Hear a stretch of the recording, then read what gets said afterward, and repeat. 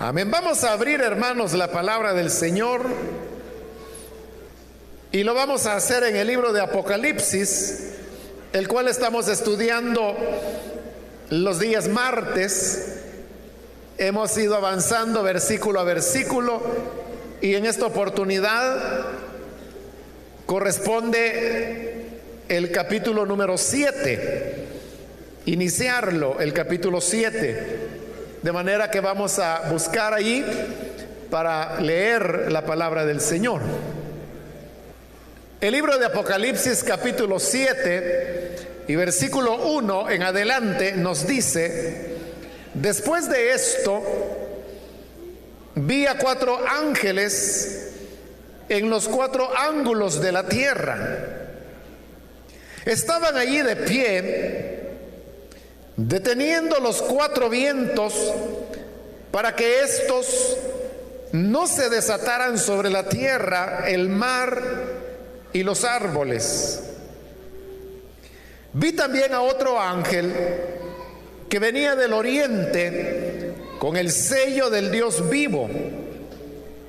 Gritó con voz potente a los 4 ángeles a quienes les había permitido hacer daño a la tierra y al mar: no hagan daño ni a la tierra, ni al mar, ni a los árboles, hasta que hayamos puesto un sello en la frente de los siervos de nuestro Dios. Y oí el número de los que fueron sellados: 144,000 de todas las tribus de Israel.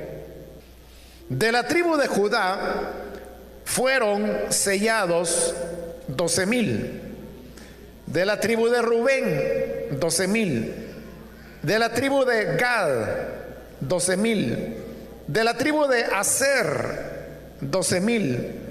De la tribu de Neftalí 12,000. De la tribu de Manasés 12,000.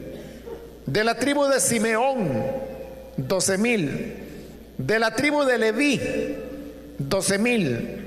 De la tribu de Isaacar 12,000.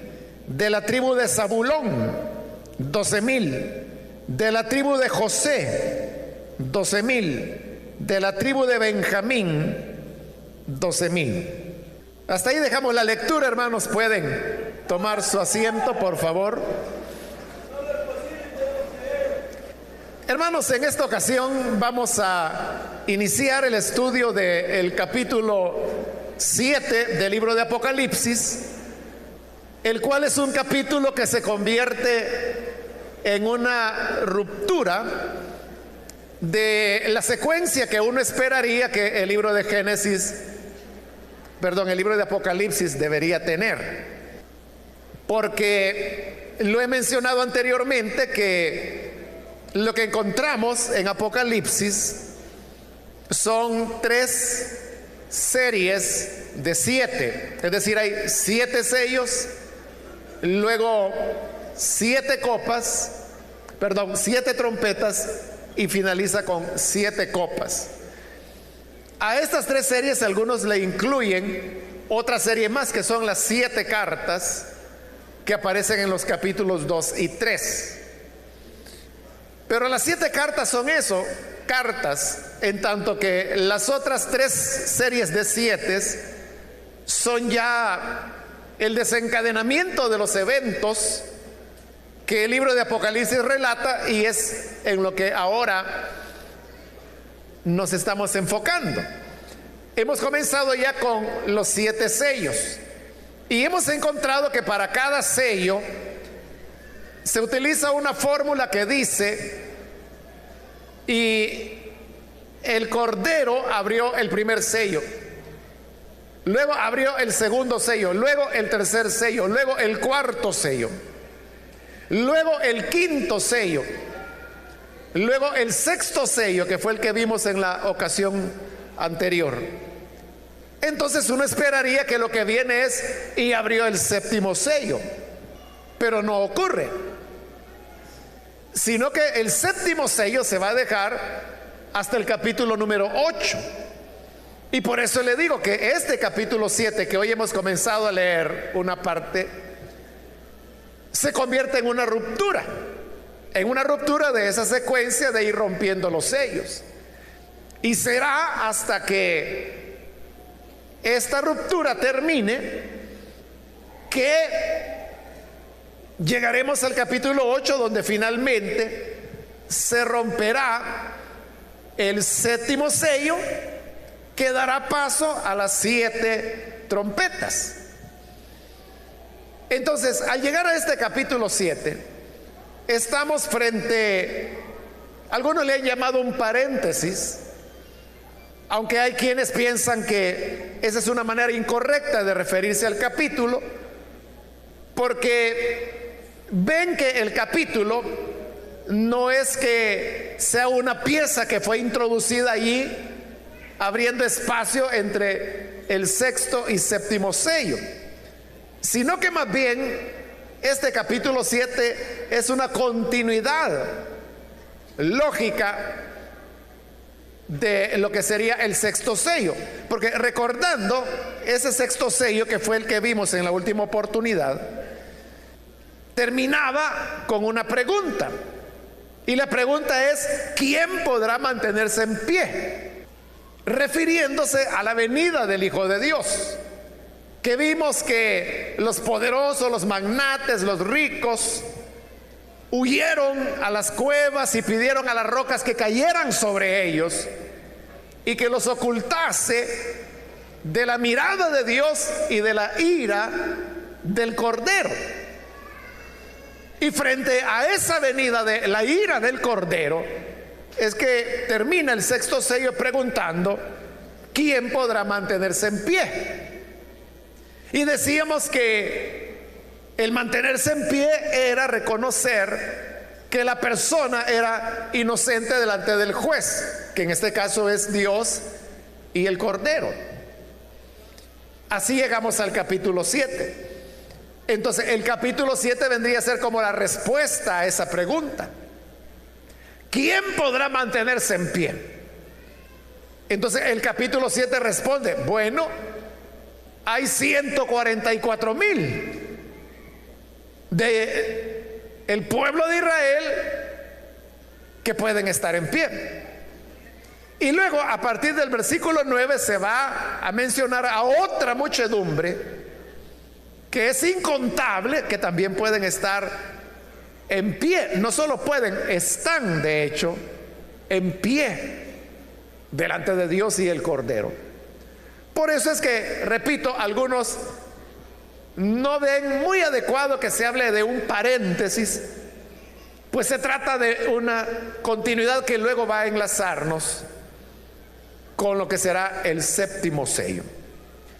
Entonces veamos ahora este capítulo 7. El versículo 1 comienza diciendo: después de esto, es decir, los acontecimientos narrados en el sexto sello, vi a 4 ángeles en los 4 ángulos de la tierra.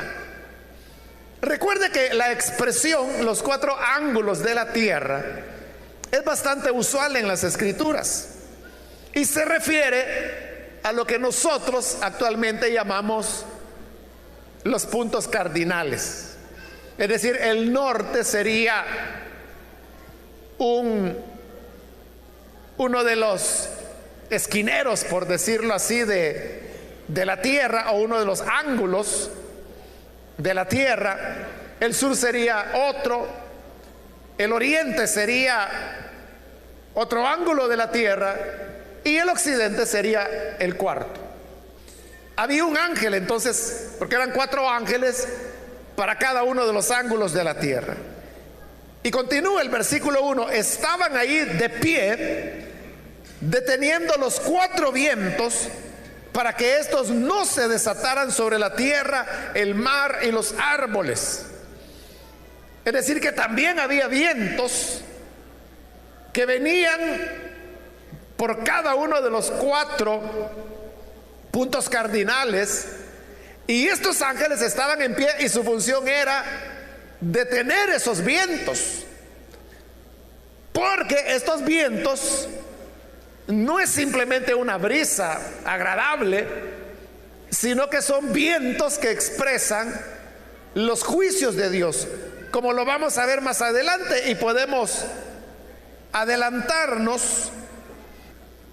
En el versículo 2 dice que aparece otro ángel que grita con voz potente a los 4 ángeles a los cuales se les había permitido, oiga esto, hacer daño a la tierra y al mar. Y les dijo, versículo 3, no hagan daño ni a la tierra, ni al mar, ni a los árboles.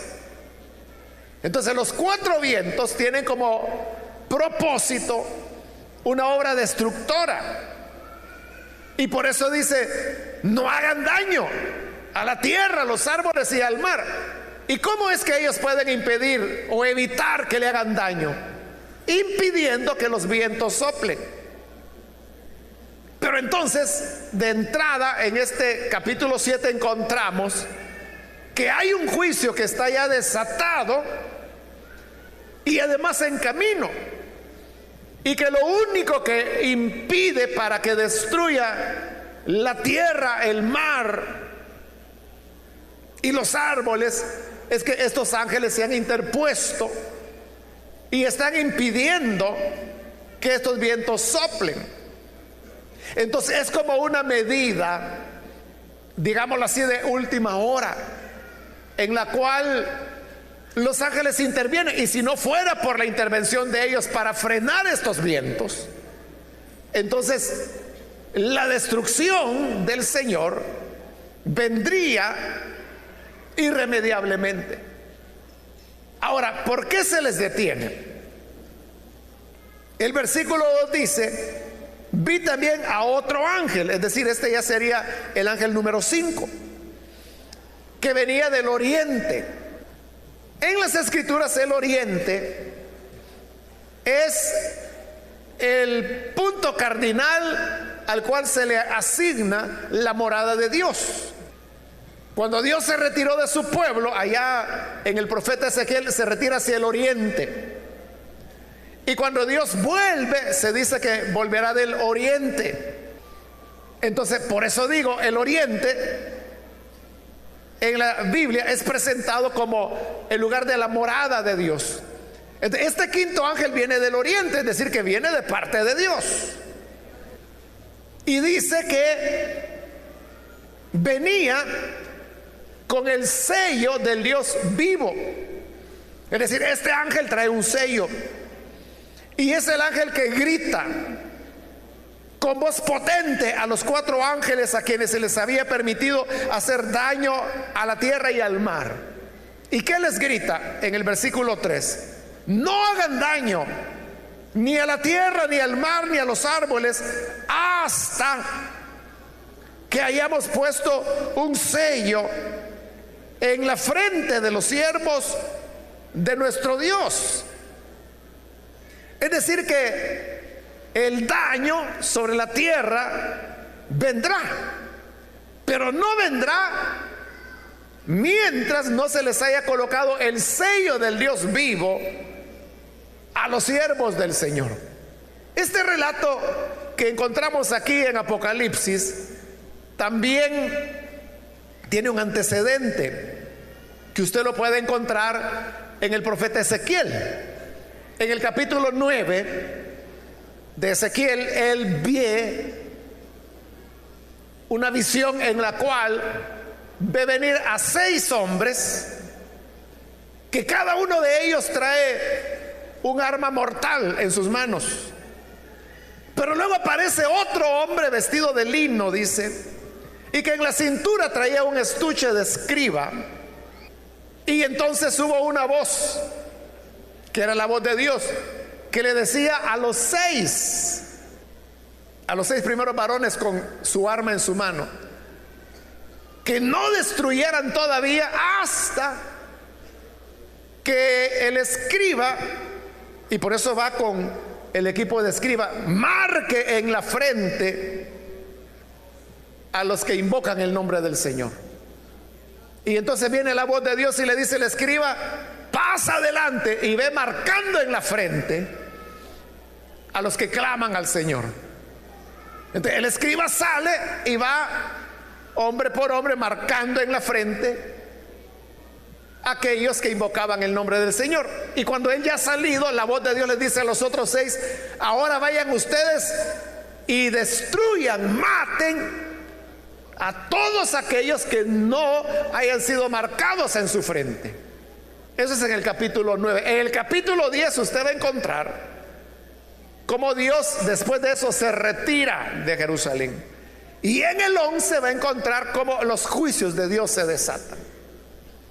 Es decir, lo mismo que tenemos aquí en Apocalipsis, que los juicios de los 4 vientos no comienzan hasta que sean sellados en sus frentes con el sello del Dios vivo los que son siervos del Señor. Este pasaje, hermanos, es importante porque nos deja ver varias cosas. En primer lugar, que el tiempo es apremiante, porque los vientos ya fueron sueltos, pero son los ángeles los que los están deteniendo. Y cuando uno lee el pasaje, la impresión que le queda a uno es que estos ángeles están ya a punto de soltar los vientos. Y por eso es que aparece el 5.º ángel que con autoridad les dice: no lo suelten hasta que selle en sus frentes a los siervos del Señor. Entonces es como un momento de gracia que Dios permite para que puedan ser preservados los que sirven al Señor. Los sellos, hermano, en la antigüedad, al igual que hoy, se utilizaban para establecer la propiedad del ganado, por ejemplo. Eso es algo que usted sabe que hasta hoy se usa, ¿no? El ganadero a sus reses la sella normalmente en el muslo, y ese sello indica que esa res le pertenece a determinado ganadero. Pero en la época bíblica no solamente se marcaba y se sellaba a los animales, sino también a los soldados. Entonces, ¿qué era lo que el sello significaba? El sello lo que significaba era propiedad. Cuando una oveja, una res era marcada con el sello de determinado ganadero, significaba que esa res le pertenecía a ese ganadero. El sello es expresión de propiedad. Y lo mismo los soldados. Los soldados que eran sellados, el sello implicaba que pertenecían al ejército de tal o cual rey, o al ejército del cual X persona era el general o el capitán. El sello es una expresión de propiedad.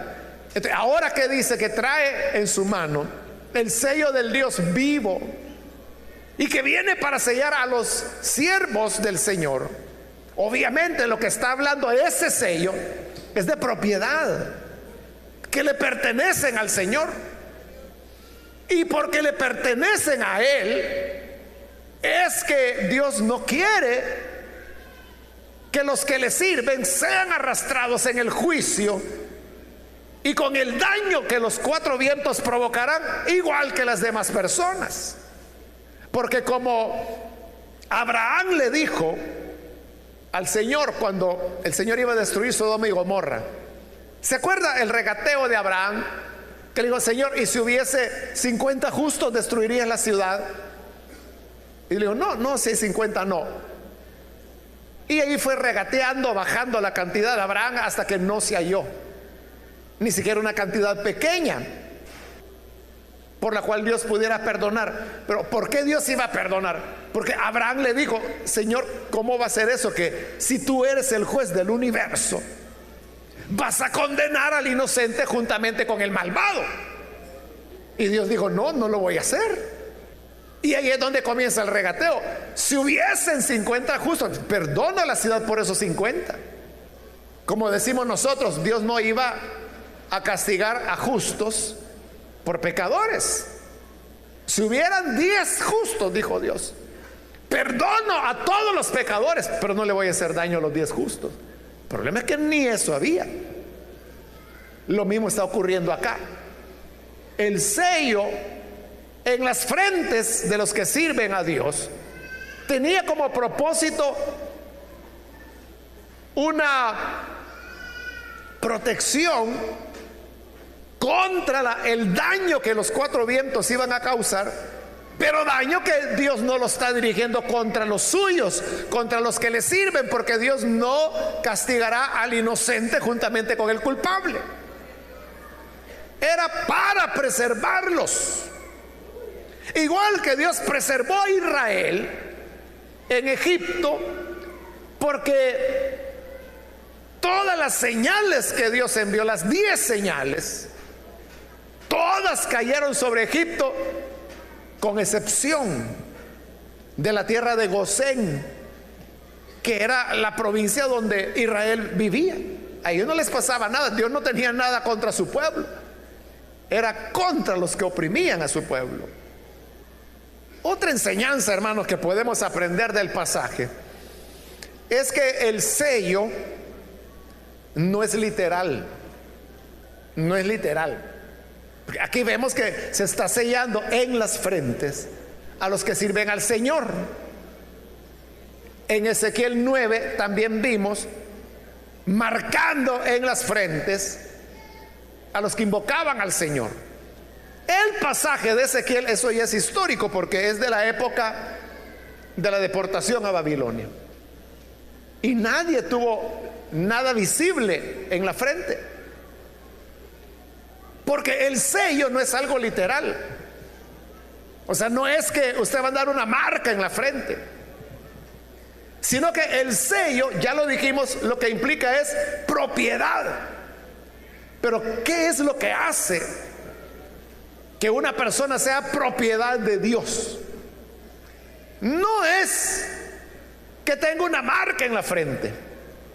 Eso no lo hace ser propiedad de Dios.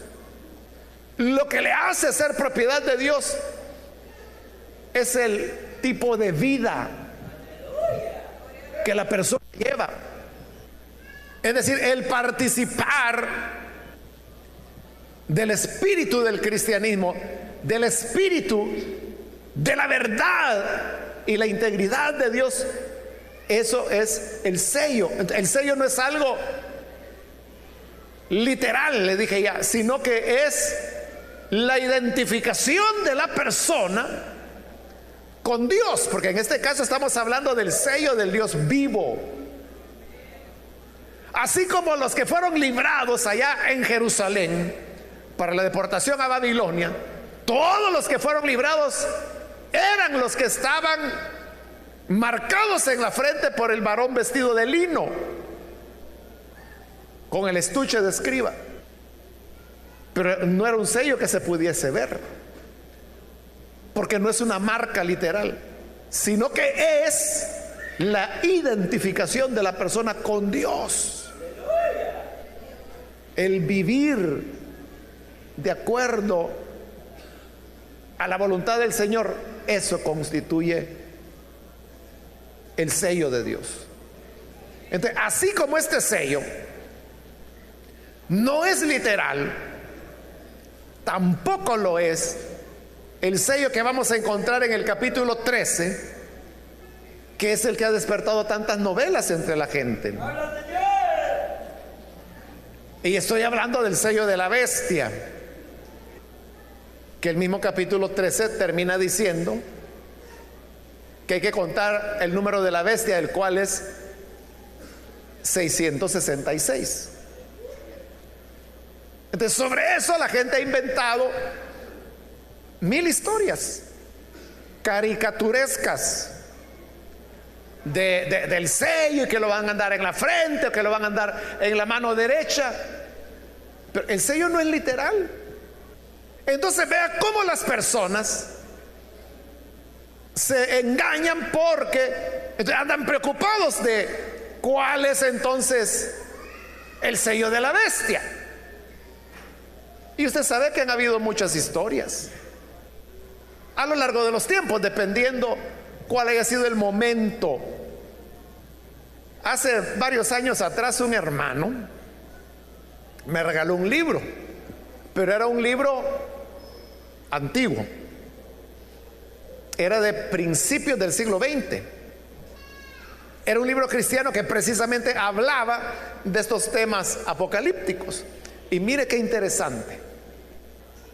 En ese libro, ¿sabe qué es lo que para ellos era el sello del anticristo? El tren, que era el tren de vapor. Lo que pasa es que lo acababan de inventar. Era como la novedad. Y todo lo que es novedad, siempre la gente comienza a ver diablos en eso. Allí dice, y hasta grabados hay de la manera como eran muy primitivos, ¿no? Los trenes, las máquinas, las locomotoras serían de esa época. Y ahí dice que ese era el anticristo. Posteriormente, cuando la radio se inventó, también comenzaron a decir que ese era el anticristo. ¿Y sabe algo? Durante las primeras décadas de la radio, las iglesias enseñaban a los cristianos que no tenían que oír radio, porque ese era el espíritu del anticristo. Y las iglesias se mantuvieron por décadas, que para ellos eso era pecado oír radio, hasta que hubo un hombre, si mal no recuerdo fue en Nueva York, no recuerdo el nombre de él, pero yo lo puedo buscar y encontrar. Entonces, él fue el primero que dijo, bueno, ¿y por qué la radio tiene que ser el diablo? Entonces, ¿por qué mejor no utilizamos la radio para predicar el evangelio? Era la época que la radio toda era en vivo, porque no había grabadoras, no se había inventado todavía. Entonces lo que se transmitía era todo en vivo. Entonces él fue el primero que colocó un micrófono así en el púlpito y él predicaba a la iglesia, y lo que estaba predicando estaba saliendo al aire. ¿Y sabe cuál fue el resultado? Que esa iglesia, hermano, reventó de gente, se llenó. Entonces las demás iglesias comenzaron a ver que por andar con sus inventos y novelas estaban desaprovechando una herramienta tremenda. Lo mismo ocurrió después con la televisión. Y lo mismo ocurrió después, hermano, ¿se recuerda usted cuando comenzaron a aparecer los códigos de barra?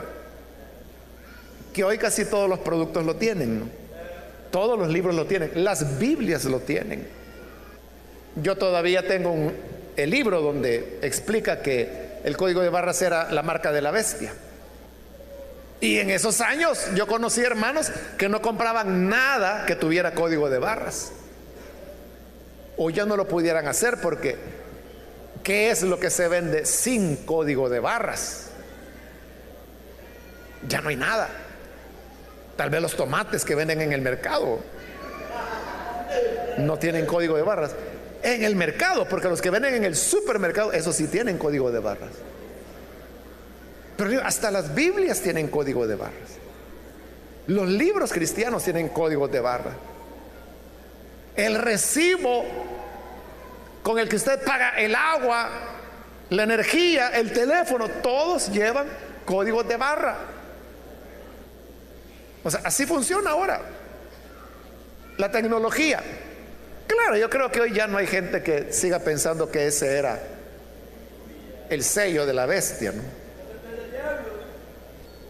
Pero la gente siempre sigue inventando. Y hace como 2 años fue que, como hoy la gente ve más YouTube que lo que lee la Biblia, y uno oye predicadores que uno sabe que su fortaleza no es el manejo de la Biblia, su fortaleza es el manejo de YouTube. Entonces inventaron la cuestión de que que Obama había ordenado que tenían que comenzar a poner los chips bajo la piel y que con eso iban a comprar y a vender. Y hubo hermanos que a mí me escribieron, que viven en los Estados Unidos, y me decían: mire, hermano, ¿y yo qué voy a hacer cuando Obama venga y me quiera poner el chip? Y le dije: mire, ese es invento, a nadie le van a poner nada, no le haga caso, no se preocupe. No, pero mire, si dicen que ya lo andan poniendo, ¿usted conoce a alguien que ya se lo pusieron? No, me decía, pero dicen. ¿Usted para qué anda oyendo lo que la gente dice? Eso fue hace 3, 4 años atrás. Ya Obama, ya el 10 de enero se va. ¿Y a quién le puso chip? Entonces, la gente siempre anda ahí pensando, y el sello de la bestia, y que si es la tarjeta de crédito, que si es el reloj que anda, que mire que han descubierto que van a ponerle chip a no sé qué. O sea, le tienen miedo a todos los chips menos al que andan ahí en el teléfono.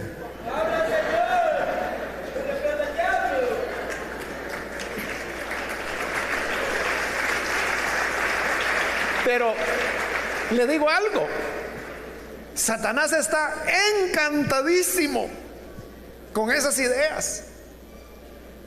Satanás está feliz que los creyentes se preocupen por el código de barras, por el tren, por la radio, por la televisión, por la refrigeradora, por el microondas. Satanás feliz que se cuiden de eso. Pero ¿qué es el sello? Le vuelvo a preguntar. Es la identificación. Entonces, ¿cuál es el sello de la bestia?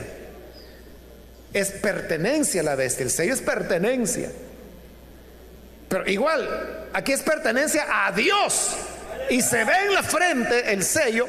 Hermano, yo no sé si ustedes saben que todos ustedes están sellados. ¿Cuántos sabían que ustedes están sellados? Si no, lea Primera de Corintios, lea Efesios, donde se habla que los que hemos creído en Cristo estamos sellados por el Espíritu Santo de Dios.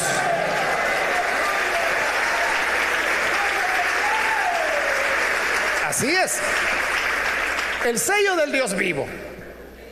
Pero yo le digo, mírenle la cara al que tiene al lado. Mire si tiene algo pintado en la frente. Si algo anda es porque no se lavó la cara ahora. No es literal, no se ve. Pero ¿cómo sabemos que somos sellados por el Espíritu? Pablo lo dice: no andamos en la carne, sino que andamos en el Espíritu. Entonces, las personas que reciban el 666 en su frente o en su mano derecha, no es, hermanos, que lo van a andar literalmente pintado, como en algunas caricaturas y pasquines que por ahí publican, que le ponen el 666 a la gente en la frente, o los locos que andan por ahí que se lo tatúan. Eso no tiene nada que ver. El sello de la bestia es lo inverso, es andar no en el espíritu, sino que en la carne. Entonces, vea, estas personas que se preocupan por el código de barras, por el famoso chip que ahí dicen que lo andan poniendo y nadie se lo han puesto. Entonces, esa gente está más preocupada por el chip que por amar a su hermano. Y están llenos de amarguras, de odios, de rencores. Y entonces, ¿qué sucede? Que tienen el sello de la bestia, porque ese es el espíritu del anticristo. Anticristo es estar en contra del Cristo. ¿Y qué conducta no hay más anticristiana que el odio, la falta de perdón, la venganza, el rechazar a un hermano? De eso es de lo que se tiene que cuidar. No tiene que preocuparse que si el Papa utiliza cucurucho en la cabeza o no. ¿Y eso qué tiene que ver? ¿En qué le afecta a usted eso? Lo que debe preocuparse es cuál es su práctica diaria de vida. Ese es el punto. Que si amamos la justicia o si amamos la injusticia. el que se identifica con un mundo de pecado, de maltrato, de irrespeto a la persona humana, ese tiene el sello de la bestia. Entonces cada uno de nosotros no debemos ser engañados, hermano. Por eso le digo, Satanás está felicísimo, él celebra cada loco que aparece y que dice que el sello de la bestia es el lapicero no sé qué. Le aplaude Satanás y le echa fuego y le dice, mira, públicalo en YouTube, que se haga viral. Y aquellos predicadores que ya se cansaron de la Biblia, ahí se alimentan y eso van a repetir al púlpito. Pero no es eso lo que nos debe preocupar a nosotros, sino tener un auténtico corazón para el Señor. Versículo 4 dice: y oí el número de los que fueron sellados, 144,000 de todas las tribus de Israel. Y luego del versículo 5 al 8 hace la lista, menciona 12 personajes y por cada uno 12,000 sellados. De como son 12,000 por 12, 144,000. Ahora, el número es totalmente simbólico, sin duda. Sin duda, porque estos son los salvos, como ahí lo dice la Escritura. 144,000 de todas las tribus de Israel. O sea, está hablando de Israel. En el versículo 9, donde va a hablar de aquellos que pertenecen a todas las naciones, todas las lenguas, es decir, gentiles. Entonces una pregunta que la gente a menudo se hace es: ¿y habrá salvación durante la gran tribulación que anunció el Señor Jesús? Y otros son definitivos de una vez y dicen: no, en la gran tribulación ya nadie se salva. Bueno, aquí está hablando de 144,000 salvos. Y en el versículo 9 veremos en la próxima oportunidad que se habla de una multitud, dice, tan grande que nadie la podía contar. Y luego pregunta: ¿y estos quiénes son? Son los que han salido de la gran tribulación, es decir, salvados en la gran tribulación. Y estos 144,000 de la tribu de Israel, o de las tribus de Israel, son de la gran tribulación también. Entonces, ¿qué significa eso? Que la gran tribulación también es un periodo de salvación, especialmente para Israel, como el profeta Jeremías lo profetizó. Y hablando de ese periodo, él dijo: tiempo de aflicción para Jacob, que es Israel, ¿no? Pero de ella será librado. Y por eso es que el número es simbólico, porque el primer número es el 12.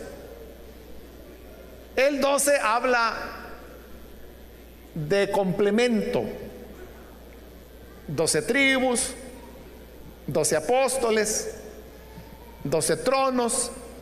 Más adelante vamos a encontrar 12 puertas de la Gran Jerusalén, 12 cimientos, 12 piedras preciosas que el sacerdote tenía en el pectoral, otras 12 piedras sobre los hombros. El 12 significa un número cuadrado que abarca todo. Y el 10 es un número que lo que implica es totalidad. Pero aquí no es 12 por 10, es 12 por 1000, es decir, 100 veces 10. ¿Qué significa el 1000? El 1000 significa inmensidad. Entonces, si el 12 es totalidad y el 1000 sería inmensidad, entonces se está hablando de una totalidad inmensa de cada una de las tribus que recibirán el sello de Dios y por lo tanto son propiedad de Dios, son los salvados. Ahora, esta lista, hermanos, de las tribus de Israel es la lista más rara que aparece en toda la Biblia, porque usted sabe que las 12 tribus se mencionan en varios pasajes de la Biblia, Antiguo y Nuevo Testamento. Pero cada vez que las listas se mencionan, tienen variables, pero al mismo tiempo tiene un patrón o varios patrones que se repiten. Pero esta lista de Apocalipsis 7 es muy peculiar, es decir, no sigue ningún patrón. Le voy a dar algunas razones por las cuales esta lista es extraña. Las listas que aparecen de las tribus podían tener dos tipos de orden o de patrón. Las listas que se elaboraban sobre la base de las madres de cada uno de los hijos de Jacob.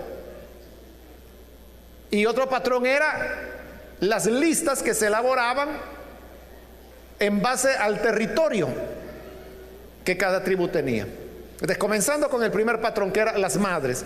Las listas en las cuales se enumeran los 12 hijos de Jacob sobre la base de las madres siempre comienzan con Rubén, y Judá siempre ocupa el cuarto lugar.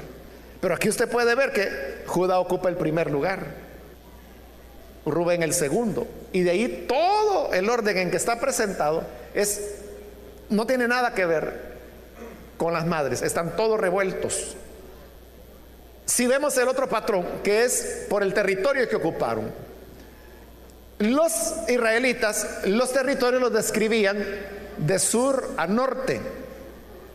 Nosotros diríamos de abajo para arriba, ¿verdad? Nosotros solemos hacer lo contrario. Si yo le digo, dígame cuáles son los países del continente americano, usted comienza de arriba para abajo: Alaska, Canadá, Estados Unidos, México, Guatemala. Pero nadie comienza Argentina, Chile, Paraguay, Uruguay, y va subiendo. O sea, siempre lo hacemos de norte a sur. En Israel era lo contrario. Ellos lo hacían de sur a norte, y quien estaba en el sur era la tribu de Judá. Y por eso es que en los listados de los territorios de los hijos de Jacob, Judá estaba siempre en el primer lugar. Y aquí lo tenemos en el primer lugar, pero todo el demás orden no corresponde al orden de los territorios. Por eso le digo, este listado no se acopla a ninguno de los patrones que aparecen en la escritura. Esa es primera razón. Segunda razón de por qué es raro este listado es porque en el versículo 7 usted puede ver que ahí se menciona la tribu de Leví, y Leví nunca aparece. Leví era un hijo de Jacob, obviamente, pero como a Leví, Leví tenía dos elementos: no recibió ni territorio y tampoco hacían servicio militar, porque eran los sacerdotes. Por eso es que Leví no se menciona, por ejemplo, en el patrón territorial, porque no tenían territorio. Tampoco se menciona en el patrón de las madres, porque no servían servicio militar, que para eso se utilizaba el patrón de las madres. Entonces, como no eran ni lo uno ni lo otro, Leví no se mencionaba, pero aquí sí se está mencionando. Entonces, como sí se está mencionando Leví, entonces significa que tienen que sacar a alguien para que el número quede en 12, como realmente es en 12. Tercera razón por la cual la lista es rara es que en el versículo 8 usted puede ver que ahí se menciona la tribu de José, y en el versículo 6 al final se menciona la tribu de Manasés. Pero ¿quién era Manasés? Era el hijo de José. José no aparece en las otras listas tampoco. ¿Por qué no aparece José? Porque cuando Jacob ya era viejo allá en Egipto y le llega la noticia a su hijo José que su padre está muriendo, entonces él va, pero se lleva a sus dos hijos, a Manasés, que era el mayor, y a Efraín, que era el menor, que eran adolescentes. Y llega y saluda a su padre, y su padre le dice: mira, yo ya me estoy muriendo. Le da las instrucciones: no me entierren aquí, llévenme a la tierra de mi padre. Y de repente Jacob se fija y dice: bueno, ¿y estos muchachos que están aquí quiénes son? Y José le dice, son mis hijos, Manasés y Efraín. Y Jacob le dice, mira hijo, yo que pensé que nunca más te volvería a ver, ahora el Señor me permite ver tus hijos. Entonces le dice, yo los voy a adoptar como hijos, van a ser hijos míos. Por eso es que en los listados de las tribus de Israel no aparece la tribu de José, sino que aparece la de sus hijos, Manasés y Efraín. Pero aquí se está mencionando a José, el papá, con su hijo Manasés, y no se está mencionando a Efraín, con un agravante, que Efraín era el que tenía preeminencia sobre Manasés. Manasés era el mayor, pero Jacob dijo, el menor será mayor que el mayor, que era Efraín. Y por eso Efraín llegó a ser la tribu más fuerte.